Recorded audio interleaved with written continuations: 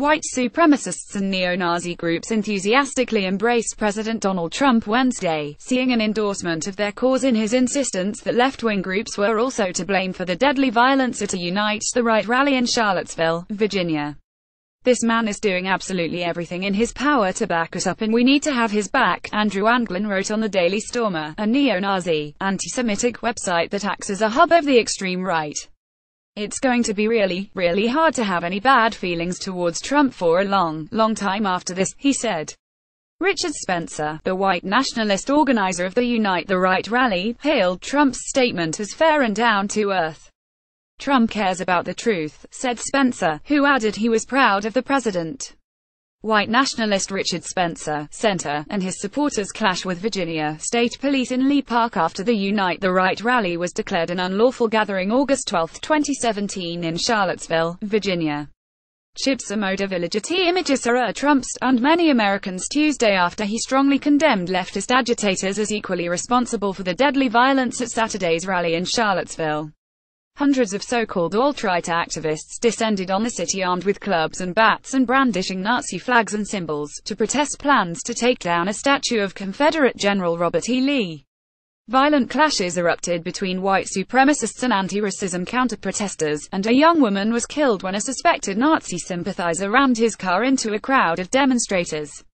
U.S. President Donald Trump delivers remarks at Trump Tower, August 15, 2017 in New York City. Drew angry getty images are Trump has come under fire from other political leaders, including several former presidents, for arguing that there was blame on both sides at the rally organized by white supremacists.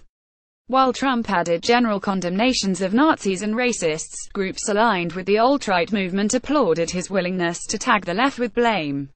White nationalist and former Ku Klux Klan leader David Duke took to Twitter to express his appreciation. "Thank you President Trump for your honesty, courage to tell the truth about Charlottesville, condemn the leftist terrorists," he wrote.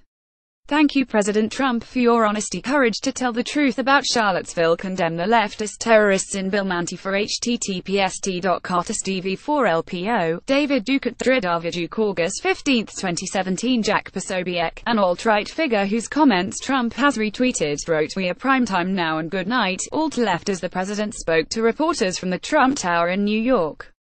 Many alt-right groups who took part in the rally have since been kicked off social media sites like Facebook and Instagram, and had their web pages shut down by hosts enforcing policies against hate speech and threats. But some still managed to communicate. Trump used our talking points. Andrew Anglin, who runs the neo-Nazi website The Daily Stormer, wearing a pro-Donald Trump hat. Wikipedia BFG 101cc by SA 4.0 After being blocked by two mainstream hosting services, Daily Stormer resurfaced temporarily Wednesday on a site using a root domain indicating a possible Russian host, before being shut down again. Anglin applauded Trump's apparent sympathy for opponents of the removal of Lee's statue from a Charlottesville park. Trump uses our talking points, that George Washington and Thomas Jefferson are next after the Confederate monuments and that they're trying to destroy our history. James Kirkpatrick, the head of VDARE, an organization that seeks to restrict immigration to white Europeans, cheered Trump for focusing the blame for violence on the leftist Antifa, short for anti-fascist, movement.